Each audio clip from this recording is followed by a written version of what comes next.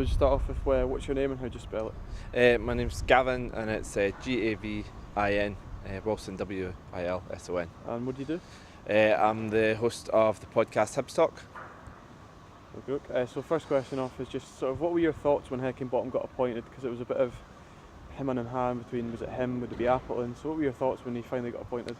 Yeah, it was a bit of a strange one. Obviously, there was a lot of talk about Appleton. I'd started looking into Appleton and stuff and doing a bit of research on him, and he seemed like a good candidate. But I think Heckingbottom always seemed like the sensible head. I think Appleton, there's a bit of similarities to Lennon in terms of persona and stuff. So Heckingbottom seemed like a more down-to-earth character and stuff, and a bit more of a sensible head, to say the least. So yeah, I was quite intrigued to see what he'd bring, and so far it's been brilliant.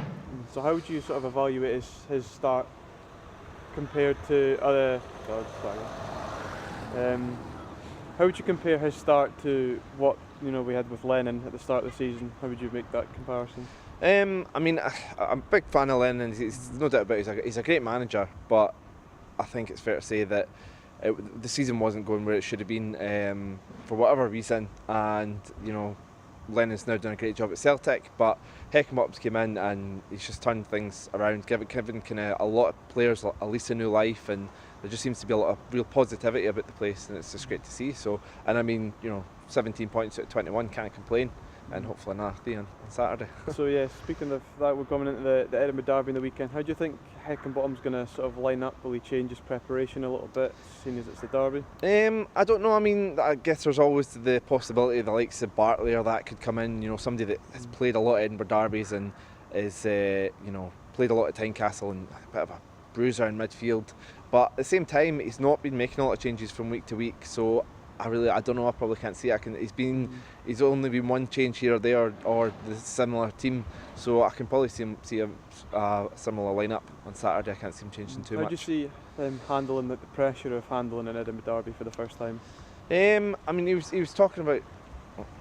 He was talking about this morning in the press conference. He was sort of saying how he's sort of managed before. That was slightly different down south. He's obviously been the Barnsley manager, so I get up against Sheffield Wednesday, which is a big derby for them, and also Leeds, and then obviously he was the Leeds manager against Barnsley, so he has been in those atmospheres before. But I think there is a difference. We heard that he was talking about the refereeing kind of makes it a bit different. The referees let a lot more go, and it can become a bit more of a feisty game because of that. So it'll be interesting to see what happens on Saturday.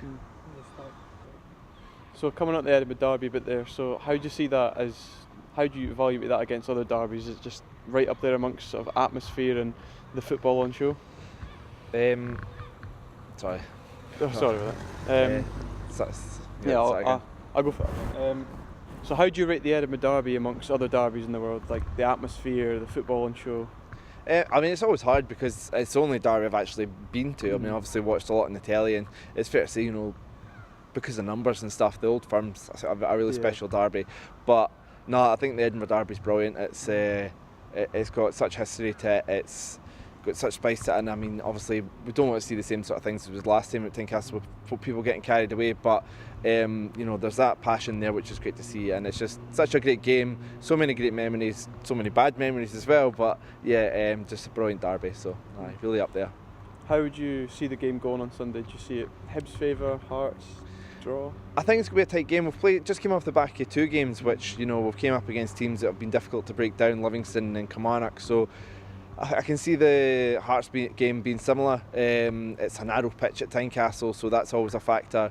They often play the ball long, so we'll have to deal with that. In the past, Hibs have sort of resorted to that as well at Tynecastle. I hope we keep the ball down and actually play some decent football. It's hard at Tynecastle, like I said, with a narrow pitch and stuff, but it'll definitely an entertaining game, and probably a really close game as well, so probably just one goal in it. Do you think Heckingbottom's got a bit of an advantage having a few Hibs boys themselves in the dressing room to help him sort of grasp the real atmosphere and what it means to the city of Edinburgh? Yeah, I think that's always a really positive thing to have. I mean, you mentioned Bartley before, David Gray, McGregor, Hanlon, Stevenson. A few of those boys are actually Hibs fans as themselves, and they've all played so many derbies now. So to have that core of the team, that can pass on the message to the new boys like McNulty and Omiyonga, but also to him and to Robbie, the assistant manager, kind of really hit home what this derby means, how we need to approach it, and so it's definitely a big, massive positive. Perfect. Thank you very much. Okay. Cheers.